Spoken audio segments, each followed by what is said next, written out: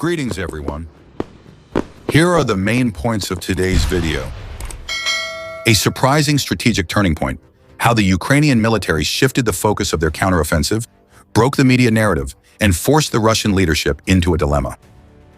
A major hit to energy infrastructure, examining surgical strike tactics with suicide drones.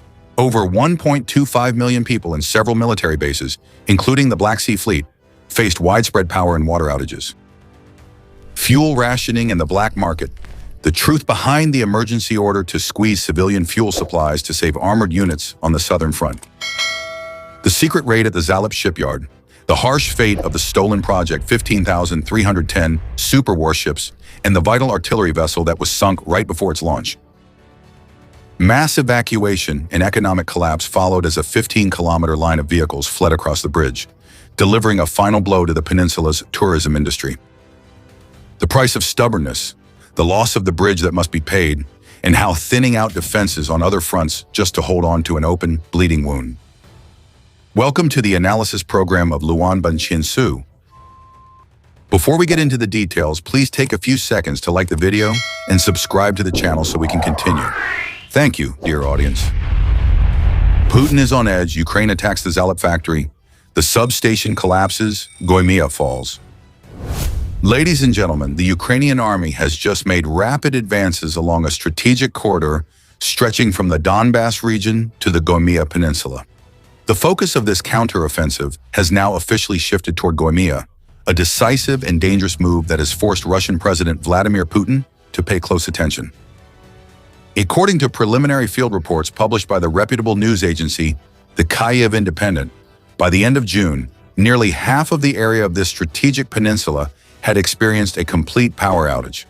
This widespread system paralysis means that about 1.25 million people have to live in complete darkness, from inside their own homes to every street corner and intersection. The cause of this severe energy crisis is actually very clear and systemic. The power plants, substations, and the massive critical energy infrastructure of Crimea have continuously suffered relentless and devastating airstrikes for the past week, especially in the last 2 days. In just 48 hours, Ukraine's unmanned systems forces have carried out a highly precise attack campaign with an unprecedented level of precision. They have repeatedly attacked and disabled at least 10 high-voltage substations, the backbone of Crimea's internal power grid. This highly sophisticated joint combat operation took place from June 15 to July 3 and was immediately confirmed in real time by NASA's firm satellite, fire mapping, and independent international observers. The heat from the explosions turned the key energy hubs stretching from the western shore up to the northern region of the peninsula into raging seas of fire. In the midst of the peak summer tourist season, the Kremlin's stubbornness and determination to pursue the war at all costs pushed Crimea's fate onto a completely different path. The sky over Crimea echoed with the roar of engines, and one by one infrastructure targets were relentlessly attacked. The core energy coordination centers in Sevastopol, Alistar, Zasno-Perekov, and Amiens simultaneously exploded and were engulfed in red flames. The main power grid in the northwest, central region, and the long southern coastal area suffered such severe damage that it couldn't be repaired overnight. Even the controlling authorities couldn't hide this devastating impact from the domestic media. According to data from Kommersant, Russia's leading official press outlet, tens of thousands of residents in Amiens and Zasno-Perekov have been living without electricity and water for a long time. In the nearby village of Yisen, the water outage has lasted for 6 consecutive days, plunging residents into hardship. Meanwhile, the urban area of Feodosia, with a population of about 100,000, has become the epicenter of this energy crisis. And the situation at other important logistics and tourism centers, such as Yevpatoria, Saki, Yalta, or Bakhchisarai, is no different from a looming humanitarian disaster. On closer inspection, the Ukrainian military is directly dismantling and destroying the core and the heart of the entire energy ecosystem in the occupied region. The high-voltage substation in western Crimea was the first strategic target to be crushed by surgical strikes. Next, the fuel storage facility of the Kerch thermal power plant, which is of crucial importance, was completely incinerated by drones. The central gas distribution station that supplies energy to the capital Simferopol was also destroyed, shaking the very foundation of local power generation capacity. Even the main transformer center of the Sevastopol power plant was completely destroyed, plunging the strategic port city, home to the legendary Black Sea Fleet, into widespread power outages. Facing this series of devastating losses, the energy company Counteroffensive was forced to implement a strict rolling blackout schedule. However, the system had suffered such overwhelming blows that balancing the load in real time became a technically impossible task for the operating engineers.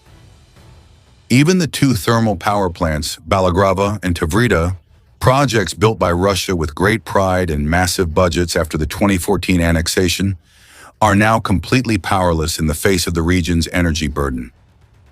The well-known Energy Bridge project, transmitting electricity from mainland Russia via an undersea cable from the Kuban region, is running well over capacity and frequently suffers power outages.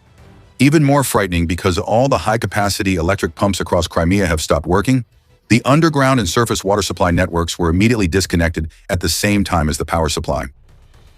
When people have to sit in the darkness of their own homes, they also have to face the helplessness of not having a single drop of clean water coming out of the tap, along with the risk of a serious disease outbreak. The overall picture after the attacks reveals a harsh geopolitical reality. The Kremlin is now no longer even able to guarantee basic household electricity for Crimea, a place they once considered an inviolable central fortress for their military power in the region. This spiral of chaos does not stop at civilian life, but immediately spreads, directly weakening the strength of Russia's military logistics apparatus.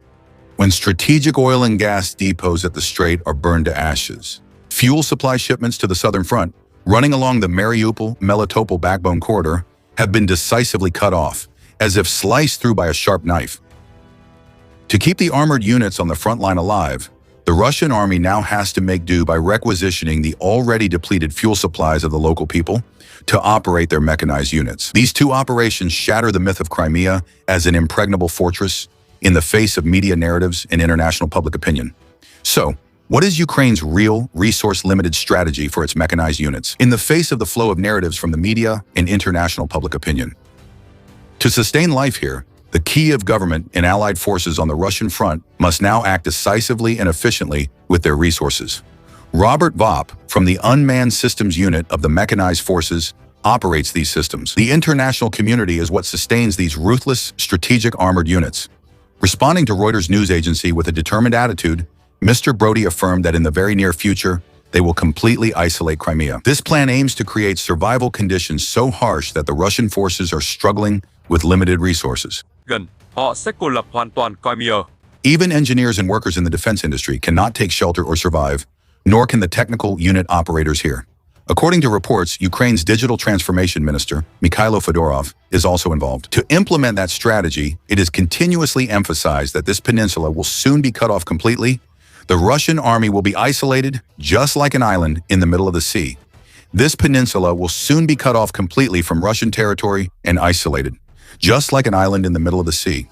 Can the grim reality and the rapidly deteriorating situation in Crimea be stopped by President Putin? The possibility of reversing or preventing this systemic collapse on the battlefield is something that Western military experts are closely watching and monitoring. Authentic images from satellites in the ground have demonstrated the helplessness and delay in the defensive measures that the Kremlin has tried to implement up to this point. A typical example of this deadlock has just occurred right within the ranks, a preventive measure that the Kremlin has tried to implement up to this point.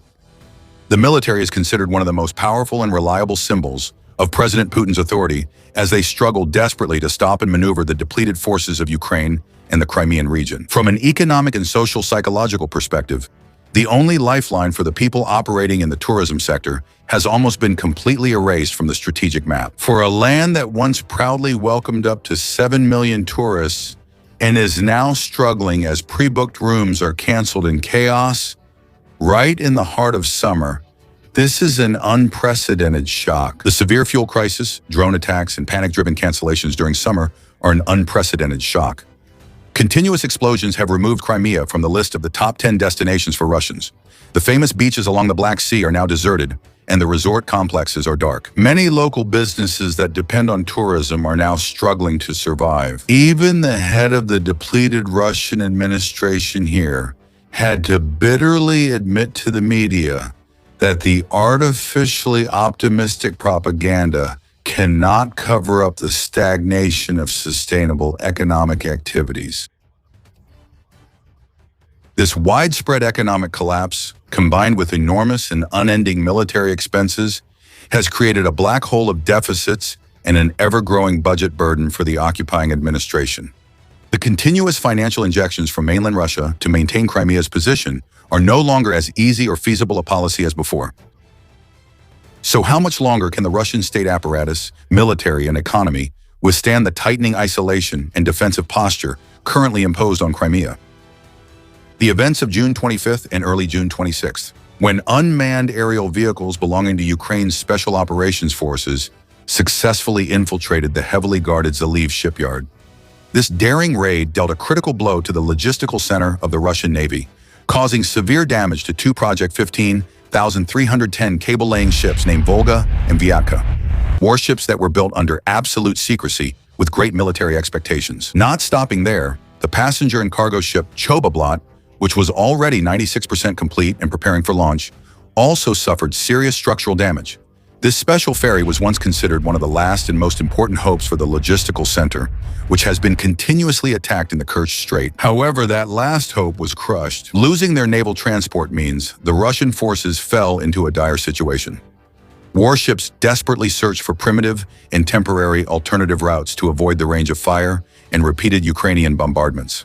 Along the long Arabad land route, from the deadly outpost at the center, a makeshift bridge was urgently built to maintain the struggling flow of military supplies. Satellite images released by Soboda on the 30th of the month revealed the helpless strategic limitations of these makeshift land routes, desolate areas, and temporary pontoon bridges. The fear comes from those massive secret stockpiles. Những con đường đất hoang vu và những cây cầu quickly became a wave of panic, causing many in the community to flee. This disruptive demographic upheaval is accelerating at the very heart of the Navy's logistical hub. This is visible in the seemingly endless lines of vehicles stretching up to 15 kilometers along the bridge exit, all captured by satellite lenses. The scale of this exodus is enormous. The mass panic has deeply affected the psyche of society. Russian settlers, investors, and the last remaining groups of tourists on the peninsula are all fleeing in droves because the terrifying force of darkness is lurking ahead of the battle. While the entrance to the bridge is completely deserted with no civilian vehicles at all, in the opposite direction, heading toward mainland Russia, the waiting time to escape has exceeded 5 hours. Even the Russian nationalist bloggers, who closely follow major events, say that the waiting time to escape to Russia has exceeded 5 hours. Even these bloggers publicly warned on their channels that this was the last chance to leave Crimea. The flight of highly skilled workers and civilians not only deals a critical blow to the overall morale, but is also a heavy psychological defeat for Moscow on the battlefield. The fact that production is taking place on land where the manufacturing sector has been completely paralyzed, and even basic living conditions for the remaining forces are lacking, clearly no longer serves any reasonable military purpose. With key supply corridors cut and strategic bridges destroyed, the Russian army was trapped so badly that transportation became impossible. Even a small replacement part for soldiers fighting for their lives on the southern front. A deadly blow to the central logistics hub of... ở mặt trận phía Nam. From returning to the port of Sevastopol, warships and their reputation. Now that very feeling of helplessness and bitter withdrawal is spreading rapidly among the major armored units.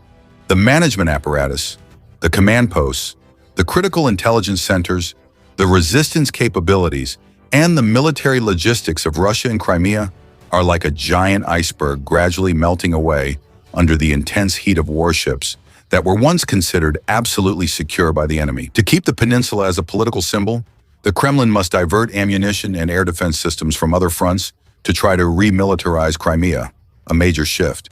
When forced to withdraw ammunition and air defense systems from other burning fronts to redeploy them to Crimea, being spread over a larger geographical area has turned them into vulnerable targets for attacks. The thin supply lines of Moscow are stretched over a vast area, making them easy targets for sudden and dangerous strikes from Ukraine. A comprehensive naval withdrawal from Crimea is unlikely to be officially announced by the Kremlin tomorrow morning, and this process may be stubbornly dragged out. However, undeniable facts on the battlefield have proven that the role of Crimea as a safe, sustainable, and logistically viable military base has been completely erased. Russia's critical military presence on this peninsula no longer provides any strategic advantage for the Navy. Bị xóa sổ. Russia's presence and stubbornness on this peninsula now. On the contrary, it is now operating like an open, bleeding wound that cannot be stopped, continuously draining the Navy's strength. Please subscribe to the Gian Go channel so you don't miss any exciting videos. Với liệu chiến lược cô lập. Regarding the strategy of isolation based on technological superiority and extreme patience, is this isolation strategy really Ukraine's final move to force Russia to withdraw completely from Crimea? No matter the major collapse, with the shameful accumulation of the Navy's logistical weaknesses every day, the Kremlin authorities will be ready to gamble to hold on to the peninsula, which were built with top-level secrecy in hopes of supporting their military. Giá.